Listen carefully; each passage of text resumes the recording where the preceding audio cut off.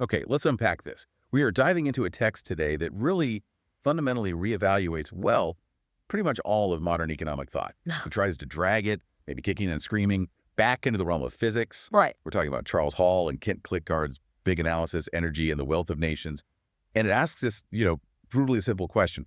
What if the entire last century, this whole era of economic growth we take for granted, what if it was built on an illusion? An energy illusion. Exactly.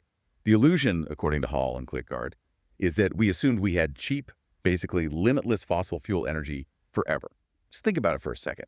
For decades, that seemingly endless flow meant economists, well, they didn't really have to worry much about the laws of nature, did they? Not really. Things like depletion, efficiency, entropy, they weren't really front and center in the models. Right. The energy was just so abundant, so cheap. It allowed for this massive, sustained economic expansion.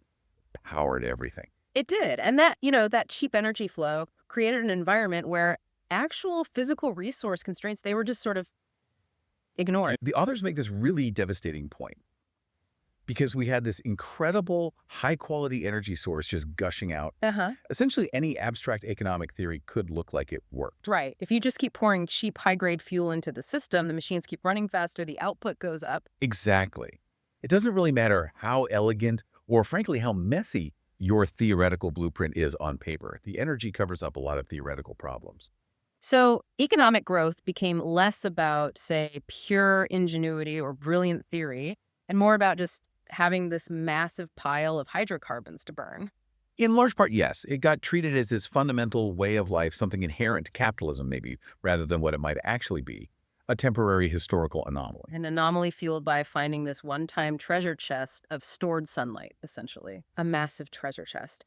And that's really the mission. We need to understand how we got so disconnected. How did modern ideas of wealth get so divorced from biophysical reality? And we need to explore these core concepts of what they call biophysical economics. Right. And ultimately try to figure out what this new era, what Hall and Klitgaard called the end of cheap oil, really means. For our jobs, our investments, our whole financial stability. Okay, so to really get our heads around the scale of this problem, this disconnect, we probably need to go back, way back, before oil, even before coal.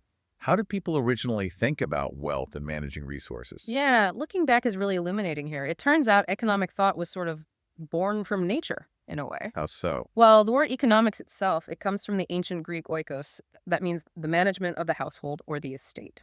And for thinkers like Aristotle, who wrote a lot about this, wisely managing the community's resources, that was just part of the natural order of things. It was all about sustainability, sufficiency, managing a finite household. But doesn't they have a different word for just making money, the kind of activity we see everywhere today? They did, yeah. They used the term crematistics. That was reserved specifically for the process of making money purely for financial profit, often through trade or speculation. And Aristotle wasn't a fan. Not at all. He was deeply skeptical. He actually called crematistics unnatural. Unnatural? Why? Because it implies this goal of infinite accumulation, just more and more money for its own sake. Whereas natural household management, the oikos, aims for a defined, sustainable level of sufficiency. Enough is enough, basically. That's fascinating. And it's kind of ironic, isn't it, that the word ecology shares that same root, oikos. Yes, it really is. But ecology applies that idea of finite household management to, well, the entire planet. Exactly. It draws this direct line from those ancient constraints right up to our modern environmental crisis.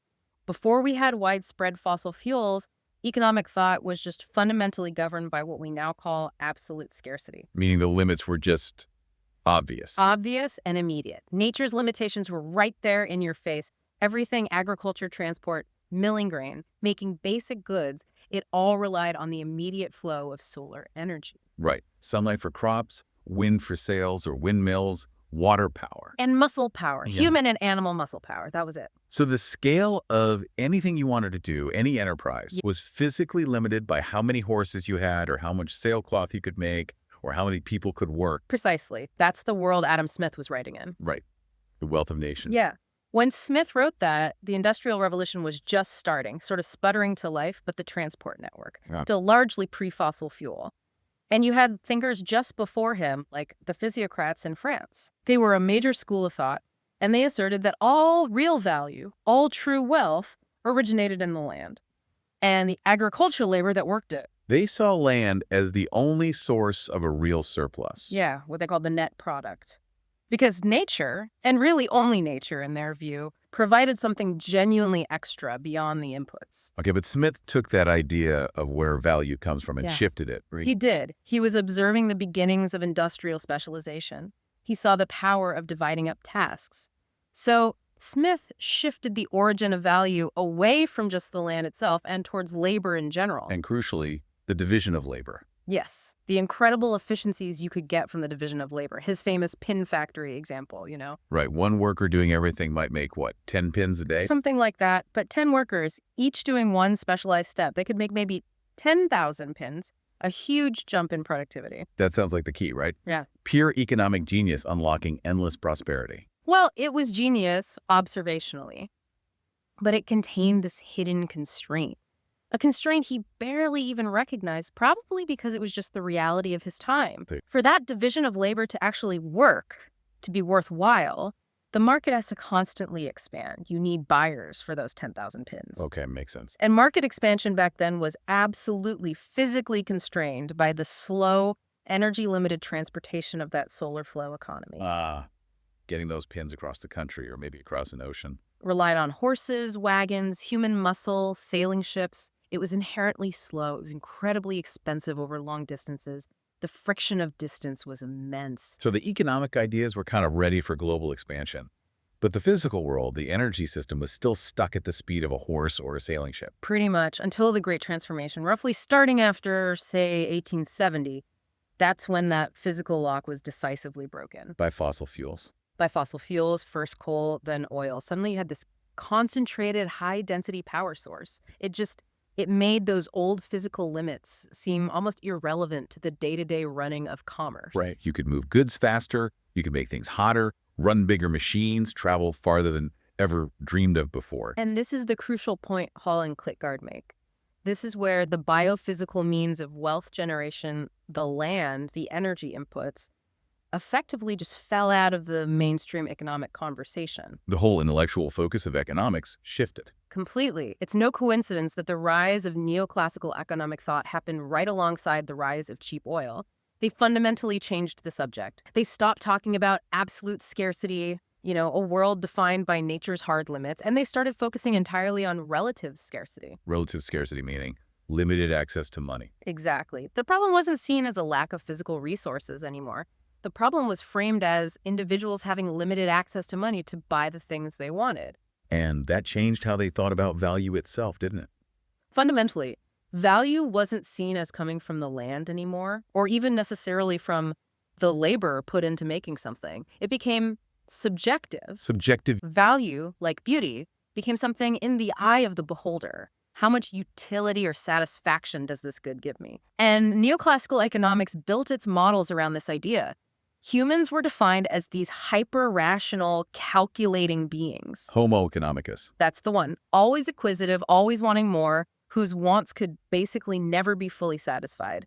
They effectively turned economics from a study of managing physical systems into a psychological problem. Unlimited wants versus limited financial means, not limited physical means. Precisely. The physical way just became a backdrop, almost assumed to be infinitely malleable if you just had enough capital and labor. Okay, this brings us then to maybe the most provocative claim that Hall and Klitgaard make in Energy and the Wealth of Nations.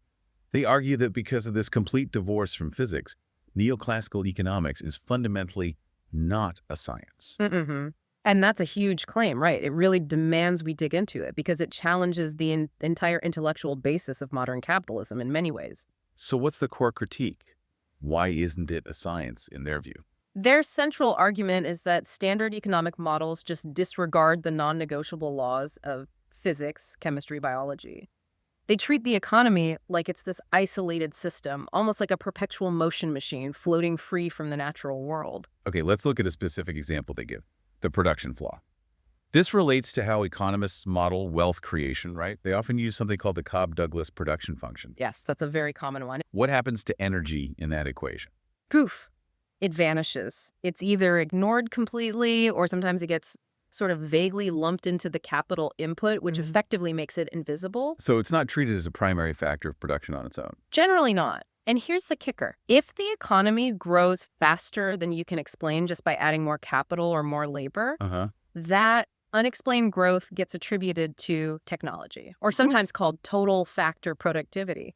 But it's modeled essentially as a measureless residual. It's like a mathematical fudge factor. So if I build a bigger factory, more capital, and hire more workers, more labor, but my output doubles when the inputs only went up 50%, the economist just says, well, that extra 50% must be technology, magic progress dust. Pretty much. But as Hall and Klitgaard and other biophysical economists show, there's often nothing magical about it. It's physics. It's energy. How do they show that? Well, biophysical analysis, when you actually measure the energy flows, reveals something striking.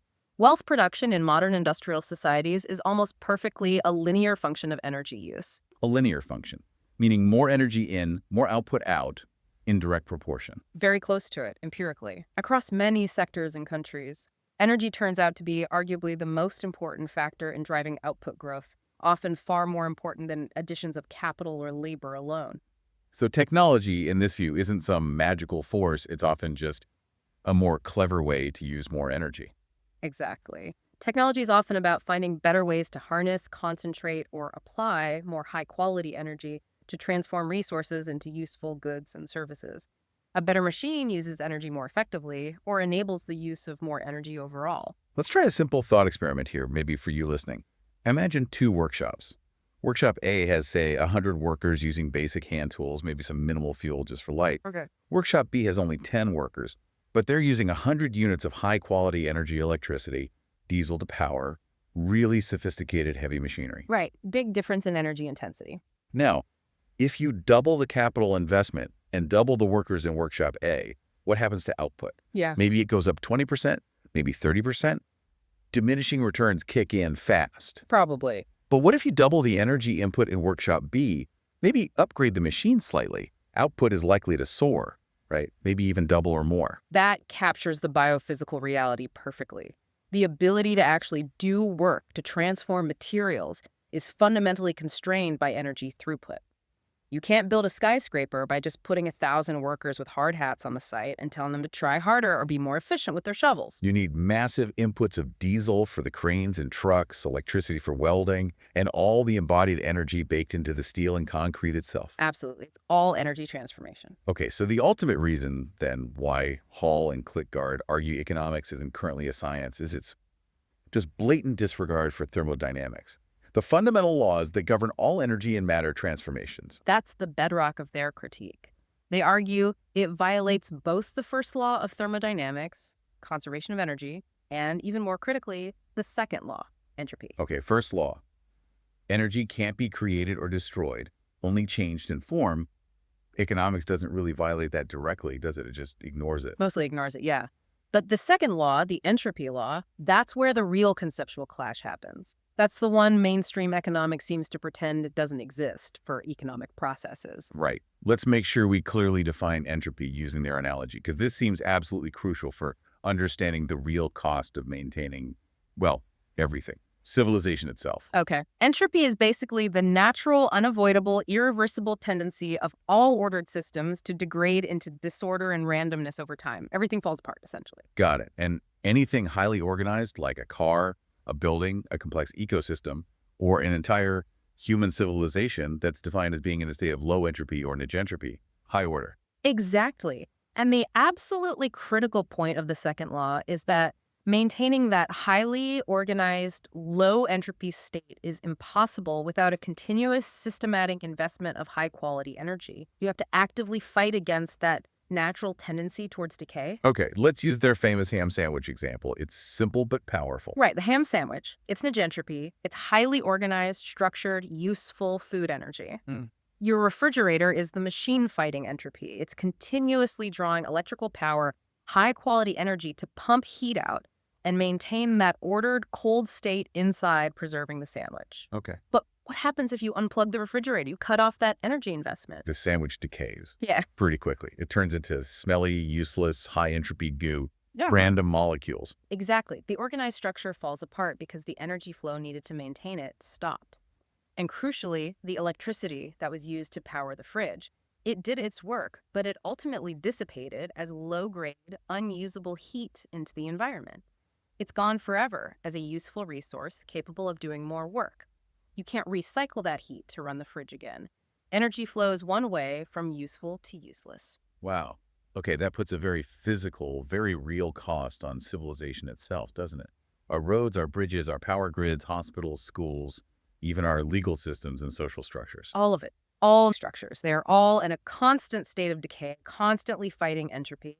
And that fight must be financed by a continuous supply of new, fresh, high-quality energy flowing through the system. And conventional economics often treats maintenance fixing roads, upgrading the grid as just a cost, right? Right. Almost a nuisance, not as the fundamental thermodynamic prerequisite for the system's continued existence. Precisely. It's seen as a drag on growth rather than the energy price we must pay just to keep the structures we already have from falling apart. And this all ties back to their critique of economics methodology, right? Why it fails the science test. Yeah. Hall and Klitgaard argue that real science, like physics or biology, operates on principles derived from empirical observation, leading to hypotheses that are testable and, crucially, refutable. You test them against reality. Like Newton testing gravity by observing the apple fall. Right. Economic theory, particularly neoclassical theory, often relies more on logical posits, assumptions that are taken as articles of faith to make the mathematical models work. Such as, Assumptions like the perfectly rational actor, or agents having perfect information, or markets always clearing efficiently. These are often assumed to be true a priori, not because they've been rigorously observed and tested in the messy real world. so they're axioms, not tested hypotheses. In many cases, yes. A physicist can test the law of gravity anywhere, anytime. An economist would have a very hard time demonstrating a truly rational actor with perfect information, making optimal utility calculations in the middle of a stock market crash or a famine. Real human behavior is far more complex and often not rational in the narrow economic sense. Okay, so if energy is the real foundation, the thing that makes everything else possible, then we absolutely need a way to measure the quality of that energy foundation, Yeah. right? Not just the quantity. Exactly. And this is where the absolute core concept of biophysical economics comes into play. It's the metric that's been missing. Energy return on investment, EROI. EROI, let's define that clearly. EROI, or sometimes written as EROEI, energy return on energy invested, is the quantitative scorecard. It's actually elegantly simple in concept. It's the ratio of the amount of usable energy delivered back to society from an energy source, divided by the amount of energy that was required to find, extract, process, and deliver that energy in the first place. So if I spend the energy equivalent of 1 barrel of oil to do all the work exploration, drilling, refining, transport, and I end up delivering 36 barrels of usable gasoline, diesel, etc., to the gas station. Then your EROI for that process is 36 to 1, or just 36. And that difference, that 35-barrel surplus. That is the net energy that actually powers society. It's the energy available to do everything else. Build cars, run factories, grow food, support education, healthcare, arts, everything. Rough. The higher the EROI, the bigger the surplus, the more societal complexity you can afford. Okay, and what the authors, Hall and Klitgaard, have shown through really painstaking data collection over decades is, while the EROI of our main energy source, oil, has been dropping. Dramatically, even catastrophically, if you look at the historical trend and project it forward. They show that for global oil extraction, the EROI was estimated to be around 36.1 back in the 1990s. Pretty good surplus. 35 barrels free for everyone spent. Very good. But by around 2008, their estimate had plunged to approximately 18.1. Wow. Cut in half. We're getting only half the net energy profit for the same energy investment. Roughly, yes. That is a huge loss of underlying energy efficiency for society's primary fuel. So why the sudden steep decline? Is it just that our technology got worse? That seems unlikely. No, it's not about technology getting worse. It's basic depletion logic, combined with how we rationally exploit resources. Companies always go after the easiest, cheapest, highest quality resources first. It makes economic sense. The low-hanging fruit, or the sweet spots, as they call them. Exactly. They drill the big conventional onshore fields first, where the oil might be under natural pressure, easy to find, relatively shallow, flows easily, requires less energy input to get a lot of energy output, high EROI. Makes sense. But as those prime sweet spots inevitably deplete over time, We're forced to move to inherently more difficult, more energy-intensive sources to keep the supply flowing. Can you give us some specific examples of these more energy-intensive sources? Sure, think about ultra-deep water drilling in places like the Gulf of Mexico or off the coast of Brazil. You need these massive, incredibly complex, energy-intensive floating platforms, miles of specialized piping, remotely operated vehicles. The energy cost just to build and operate that infrastructure is enormous. What else? Or consider tight oil extracted using fracking and horizontal drilling. These shale rock formations hold oil, but the rock has very low porosity and permeability. The oil is trapped tightly. So it doesn't flow easily like in a conventional well. Not at all. To get it out, you need these incredibly energy-hungry techniques. Drilling long horizontal wells, then pumping millions of gallons of water, sand, and chemicals down at extremely high pressure to crack the rock open. That sounds like a lot of energy input right there. It is, and Hall and Klitgaard point out a really stark figure. You typically only recover about 5% of the total oil estimated to be in place within these unconventional tight rock formations. Only 5%. What is it for conventional fields? Conventional fields, you might get 30%, 40%, maybe even 50% or more of the oil in place over the lifetime of the field with secondary recovery techniques. So 5% is tiny. That 5% figure really underscores how much harder we're working, how much energy we're spending just to scrape out what are essentially the dregs, the leftovers. You're using massive amounts of energy to coax out a tiny fraction of the resource. And so the net energy gain, the EROI, is inevitably much, much lower than for those prime fields we found 50, 100 years ago. And this lower EROI isn't just for oil, right? What about alternatives? Biofuels. That's where the ERI numbers get really concerning for some alternatives. Take corn-based ethanol in the U.S., for example. Numerous studies, including those cited by Hall and Klitgaard, have found its EROI is often alarmingly low, sometimes as low as 1.3.1. Wait, 1.3 to 1. You invest the energy equivalent of 1 unit. In fertilizer production, which is very energy intensive, often using natural gas, diesel for tractors, harvesting, transportation, the energy for the distillation process itself, Okay. and you get back only 1.3 units of energy in the form of ethanol. That's a tiny surplus, only 0.3 units of net energy. Tiny. And that minuscule 0.3 unit surplus is nowhere near enough to build and maintain the roads, the trucks, the distribution system, let alone support the rest of society. So how does it even exist? It only exists because it's heavily subsidized, not just financially, but biophysically. It relies on massive inputs drawn from the larger, higher EROI fossil fuel economy, which still provides the bulk of societal energy. Without that external energy subsidy, low EROI sources like corn ethanol couldn't sustain themselves, let alone power society. Okay, so this is the critical point then. The overall average EROI for society as a whole, which the sources estimate is currently somewhere around 10.1, maybe a bit higher or lower, depending on the study. Right, the mean societal EROI across all energy sources combined. That number is the real master variable. It's the true dictator of how complex and affluent our civilization can be.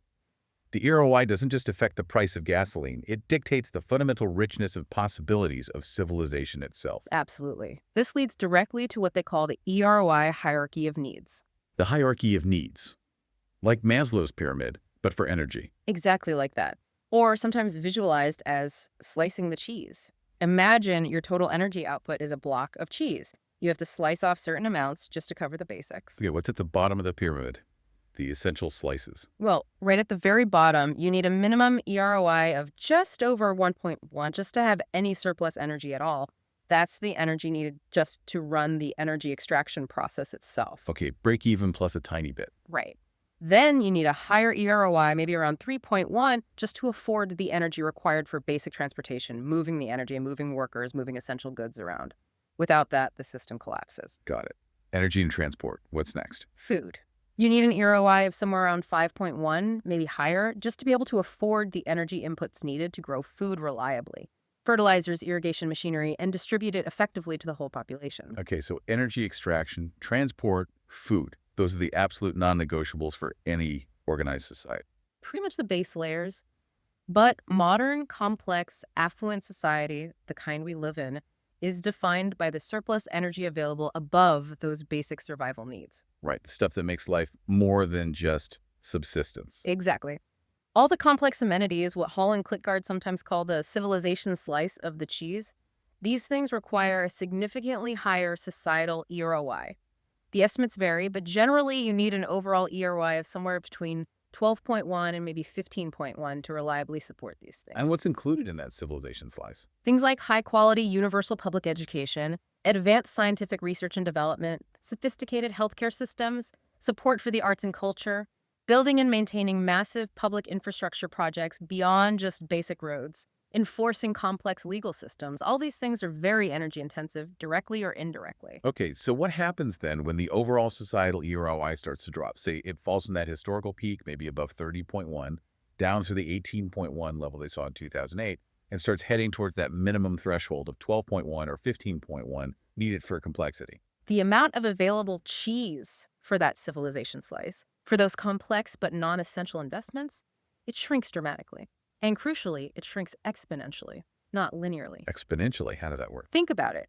If you have an EROI of 18.1, that means for every 1 unit of energy invested, you get 18 back. Your surplus is 17 units, 18 minus 1. Okay. Now, if the EROI drops to, say, 12.1, you invest 1 unit, you get 12 back. Your surplus is now only 11 units, 12 minus 1. Right. The EROI only dropped by 6 points, from 18 to 12. But the surplus energy available to society dropped by 6 units out of 17. That's a much bigger percentage drop, over 35% reduction in the actual net energy available for everything beyond getting the energy itself. Wow. Okay, so a falling ERY has a leveraged negative impact on the energy available for the extras. A hugely leveraged impact. As EROI falls towards those minimum thresholds for transport and food, around 3.1 to 5.1, the slice of cheese available for education, healthcare, arts, infrastructure repair, it just vanishes very, very quickly. We're essentially forced to start retiring our energy slaves. Energy slaves. Explain that concept. Hall and others have calculated the useful work equivalent performed by the energy flowing through modern economies.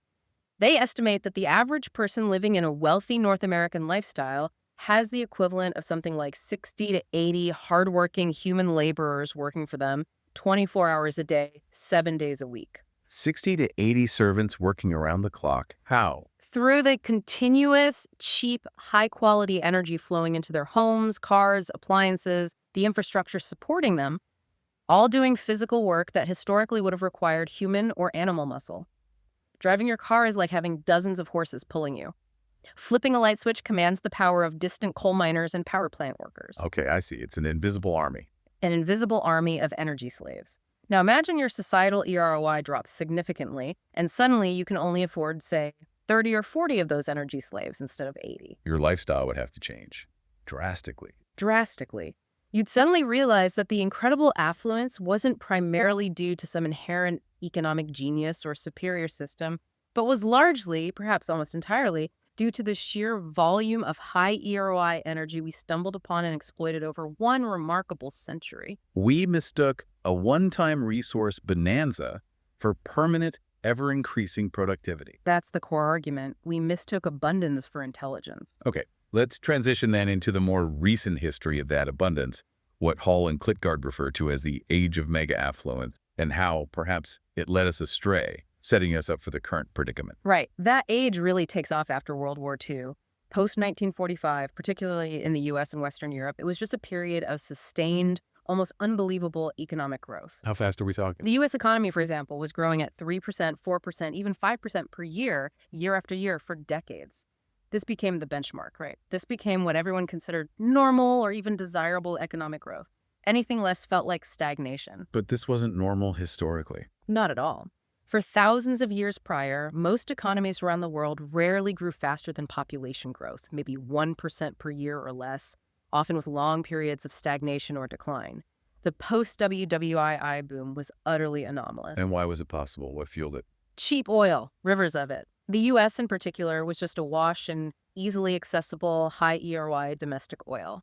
In the 1950s, the U.S. was producing something like 52% over half of the entire world's oil supply. Wow. So it was sitting on this incredible energy advantage. A massive advantage. And that cheap, energy-powered reconstruction, suburbanization, the rise of the automobile culture, mass consumerism, everything we associate with that golden age. And that rapid exponential growth model fueled by cheap energy became the standard economic model taught in every university, promoted by every government. Absolutely. Growth became the goal. Exponential growth was built into expectations, into financial systems, into political promises. This brief anomaly convinced policymakers and economists that the old rules of scarcity had somehow been permanently broken by technology and markets. But the underlying biophysical reality eventually caught up, didn't it? They pinpoint a specific year. They do, 1970. That year is crucial because it marks the peak of conventional oil production within the United States. M. King Hubbert had famously predicted it years earlier, and he was right. So 1970 was the moment the U.S. could no longer reliably supply its own massive and still growing oil consumption just from its own domestic wells. It became increasingly dependent on imports. Exactly. The tide turned, and the financial and economic symptoms followed pretty quickly after that physical peak. The oil shocks of the 1970s. Right. First in 1973, then again in 1979. Triggered by geopolitical events, yes, but the underlying vulnerability was the peaking domestic supply and rising import dependence. Crude oil prices shot up from around $3 a barrel before 1973 to nearly $12 after, then rocketing up towards $35, $40 after 1979. And what did that do to the economy? It caused chaos. Stagflation, that nasty combination of economic stagnation, low growth, high unemployment, and high inflation. Multiple recessions swept across the U.S. and other OECD nations that were heavily reliant on imported oil. The system's profound vulnerability to energy supply and price was suddenly, painfully laid bare. Okay, so the real physical economy, the part that actually mines resources, builds things, manufactures goods, that part started to stagnate or at least grow much more slowly in the latter half of this age of oil. Why? Because the energy inputs are getting more expensive, the EROI was starting its decline. That's a key part of the argument. Profitable physical investments like building a new factory or drilling a new oil well started yielding diminishing returns as the easily accessible resources depleted and energy costs rose. The low-hanging fruit was gone. So if the smart money couldn't find high returns in generating real physical wealth through production anymore, where did that capital flow instead? It flowed into finance, into what's often called financialization, specifically into the FIRE sector. Finance, insurance, and real estate. Capital naturally chases the highest perceived return, wherever that might be. If the EROI is falling in the real economy, making physical investments less profitable at the margin, you can still potentially generate massive, sometimes purely abstract returns through financial engineering, leverage, speculation, trading existing assets rather than creating new ones. And the data they present on the growth of this FIRE sector is pretty staggering, isn't it? It really is. They show the FIRE sector's share of U.S. GDP just exploded. It grew from somewhere around 30% in 1970, near the oil peak, to over 90% of GDP by around 2010. 90%. The financial economy became almost as big as the entire economy. Measured by GDP's share, yes. Ugh. It suggests the economy was increasingly sustained not by producing more real goods and services, but by military spending, which is GDP positive but physically destructive, by speculation, and most importantly, by massive debt creation. Debt. How much debt are we talking? The numbers are astronomical. They cite figures showing that between 1970 and 2007, just before the crash, U.S. corporate debt increased something like 20-fold. But financial firm debt, the debt held by banks, investment houses, etc., ballooned by a mind-boggling 160-fold. 160 times. Yeah.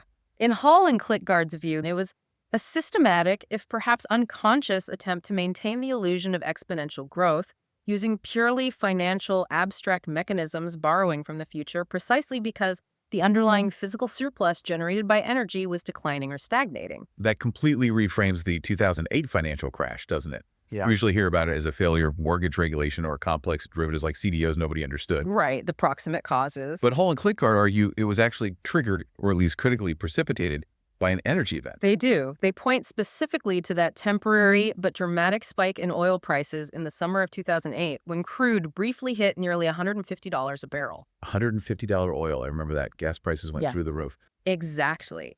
And they argue this spike acted as the critical tipping point, the physical stress that exposed the immense financial fragility that had built up. How did high oil prices translate into a mortgage crisis?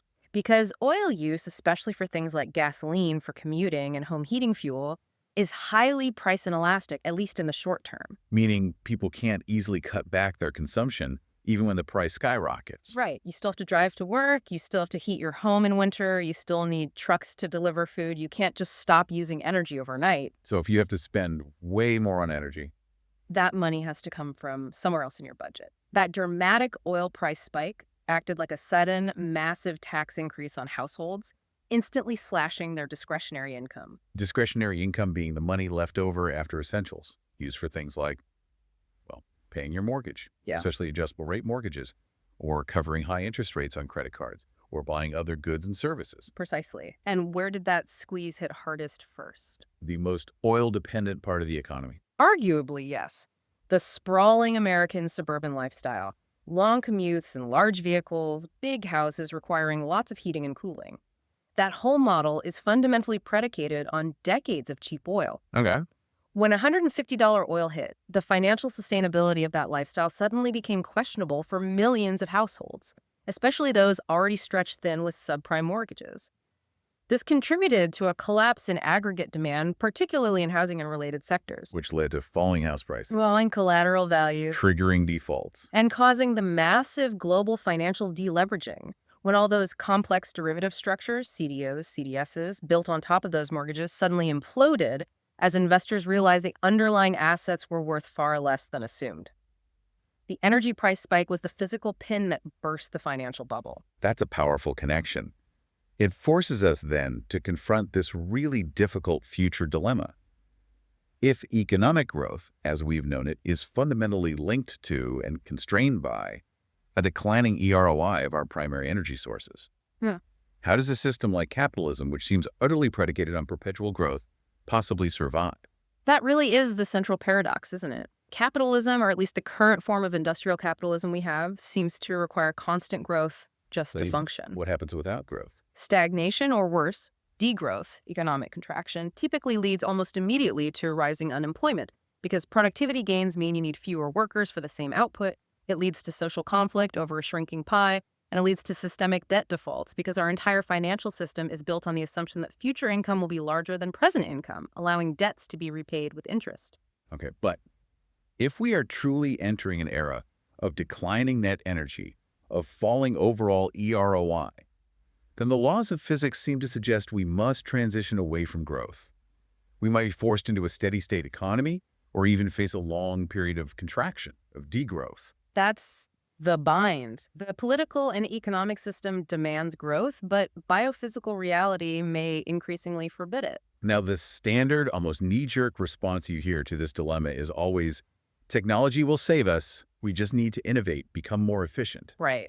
The techno-optimist solution. But Hall and Klitgaard issue a pretty stern warning about relying solely on efficiency, don't they?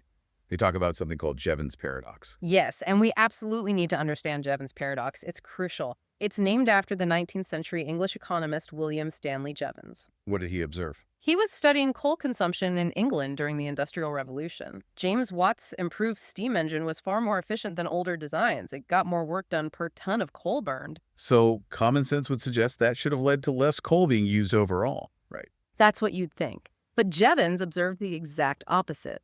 Because the more efficient steam engines made steam power cheaper and more effective, it became economical to use steam engines in many more applications and factories, for pumping water out of deeper coal mines, eventually in locomotives and ships. So the efficiency gain didn't reduce total consumption. It led to a massive increase in the overall consumption of coal.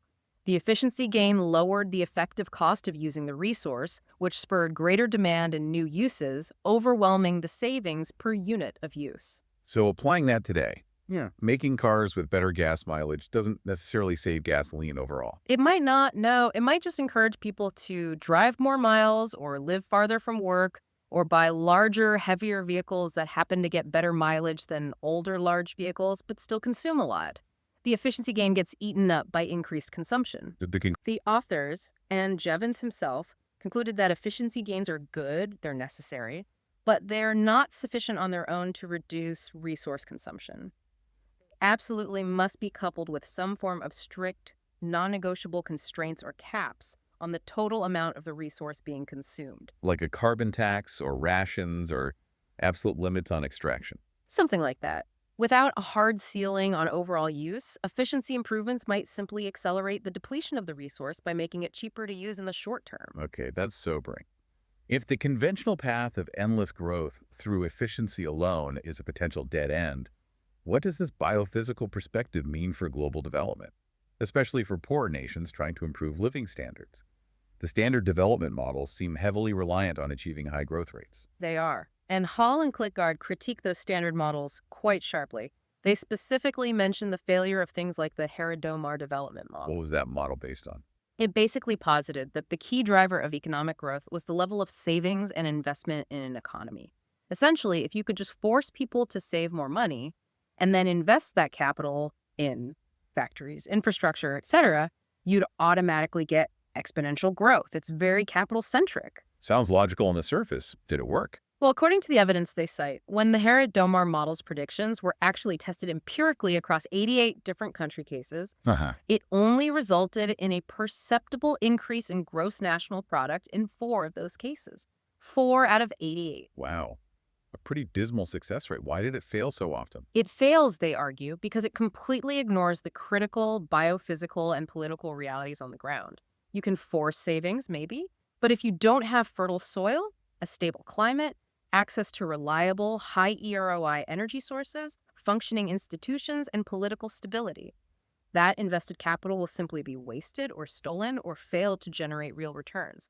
Money alone doesn't create wealth if the physical prerequisites aren't there. So development, if it's to be sustainable, has to be fundamentally tied to the local biophysical realities, Yeah. the specific resources, climate, energy potential of a place. It absolutely must. They use the example of Costa Rica. It's often held up globally as this model of green development. It relies heavily on hydroelectric power, promotes ecotourism. Yeah, it has a great reputation. It does.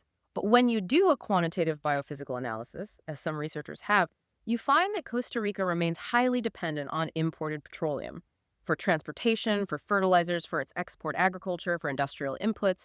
Its green economy is still deeply subsidized by fossil fuels. It doesn't have a backup plan. According to the analysis cited, it lacks a credible national contingency plan for how it would function in a world of sustained high-priced, low ERO oil. Developing nations, especially those heavily reliant on energy-intensive inputs like synthetic nitrogen fertilizer made from natural gas for agriculture, are potentially going to be hit profoundly hard by a global EROI decline. Their development paths might need radical rethinking. Okay. This all sounds quite challenging, maybe even a bit bleak. Let's try to end this discussion on a potentially more hopeful note, though. If we might have to accept a future with lower overall energy consumption, maybe a steady state, or even contracting economy in material terms, does that automatically mean our quality of life has to plummet? Do we have to be miserable? That's a really important question.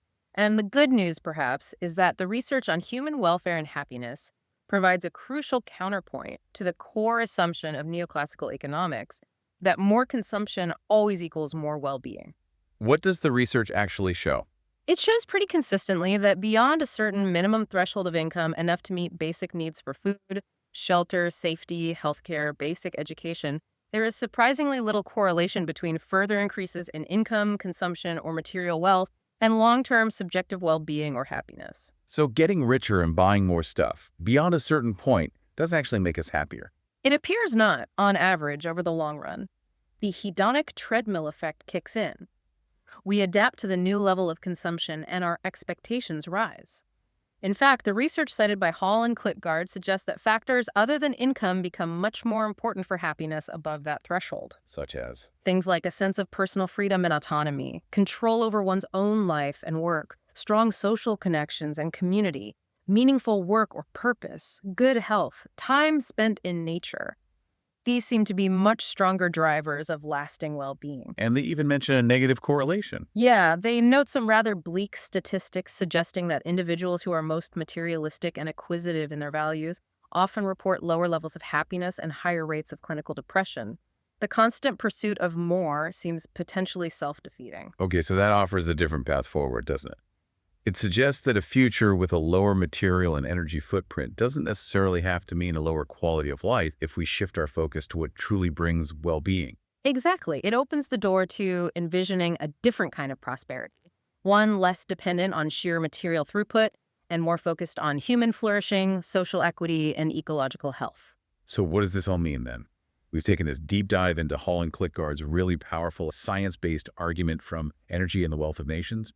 The core message seems to be, wealth, genuine wealth, is fundamentally a function of net energy surplus. And the illusion of cheap, seemingly limitless fossil fuels allowed conventional economics for about a century to become this kind of fantasy, almost divorced from the hard laws of physics that govern the real world. A dangerous fantasy, perhaps? Perhaps.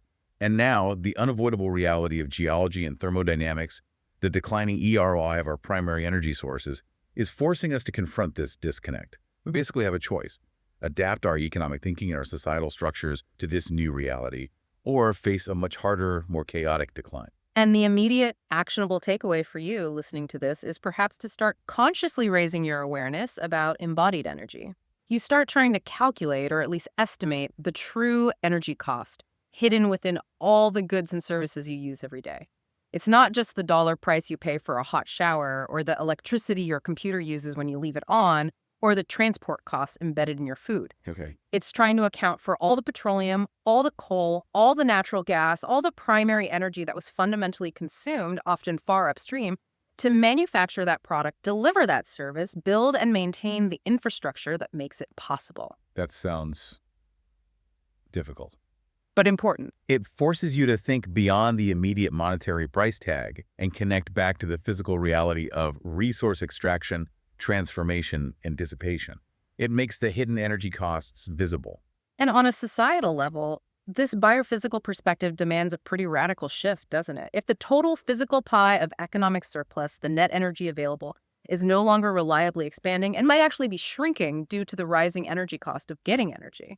Then the central organizing question for society can no longer realistically be just, how do we allocate resources efficiently through markets based on subjective preferences to maximize growth? Right. If growth itself becomes structurally impossible or even undesirable due to ecological limits, then the whole focus has to shift. It shifts away from maximizing output and towards ensuring resilience, sufficiency, and equity within limits. So the really crucial issues become Distribution based on justice.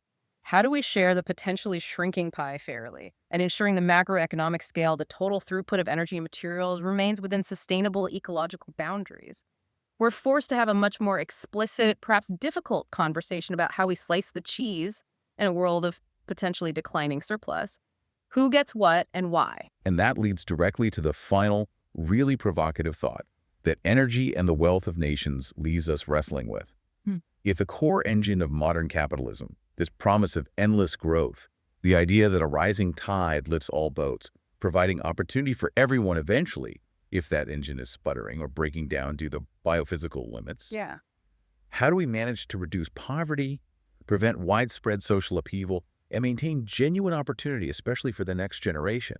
How do we avoid falling back into what even the early classical economists like Malthus or Ricardo feared, the stationary state? Where population and competition push wages back down towards bare subsistence levels and inequality becomes entrenched or worsens. Exactly. How do we achieve a just and stable transition without resorting to those historically cruel adjustments of a no-growth world? That question, how we navigate this transition, arguably determines whether our legacy is one of conscious adaptation and shared prosperity within limits, or one of chaotic decline and conflict over dwindling resources. It really feels like the fundamental question we can no longer afford to postpone.